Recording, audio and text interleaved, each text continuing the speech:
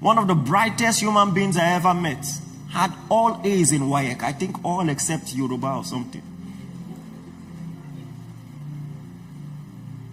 At the time I met him, he was in, I think, 200 level. He had never had a B in the university. And throughout his stay in the university, engineering, he had only one B. So, picture. But you see, this young man developed a problem. He had everything working for him. From a wealthy home and everything.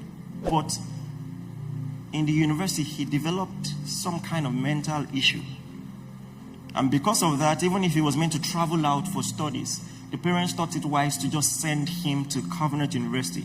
That maybe one day he will stumble on Papa and get prayed for by Bishop David Oyedepo. And I was walking on campus that day, and he walked past me, and I sensed this strange spirit. So I called him. I said, can I pray for you? He said yes. So I called some of my friends. Sister Laju then. She don't born for me like 3 times now. You know, those days when she came and said, can you teach me how to hear from God? I don't know if it's Bible she wanted to learn, or I don't know.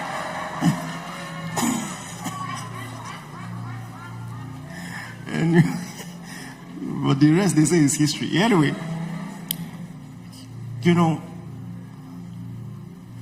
so long story short, strange voices came from him, demons were expelled.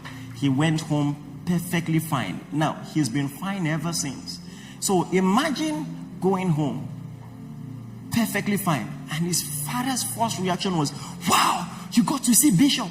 And he said, no. Who prayed for you? One student. A student? I want to see him. I want to see him. This is a very influential man.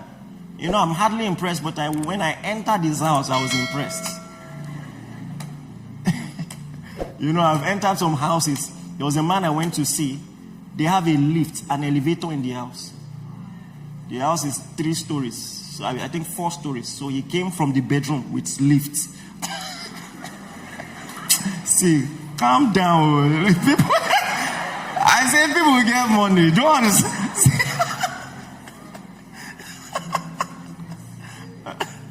Anyway, you know, and I could see him as young as I am now. What I'm telling you is about 12 years ago. So imagine how I looked then, and he's just looking at me. They've taken this boy everywhere. And one young undergraduate casually was walking past, called him, said, can I pray for you? And he's gone. Do you know that by the grace of God, as an undergraduate, some parents used to come so that I would pray for them because their children had told them stories. And they will get healed. That's how we got here. Listen, I am telling you, God is about to give you so much competence that the world will look for you. Your amen ought to be louder than that. You know, years ago, the Spirit of God ministered something to me, and it just dawned on me. You know, in many quarters, I'm considered a young minister. But during Jesus' earthly ministry, he was my age. You didn't hear me. So that should, I'm trying to paint a picture. Jesus was not old.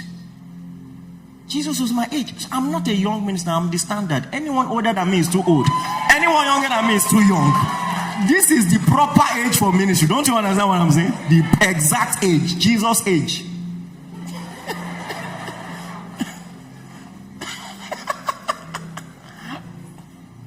I'm trying to paint a picture. I'm trying to reprogram you.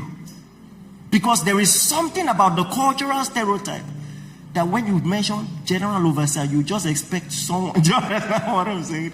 I am saying you are not too young. Did you hear what I said?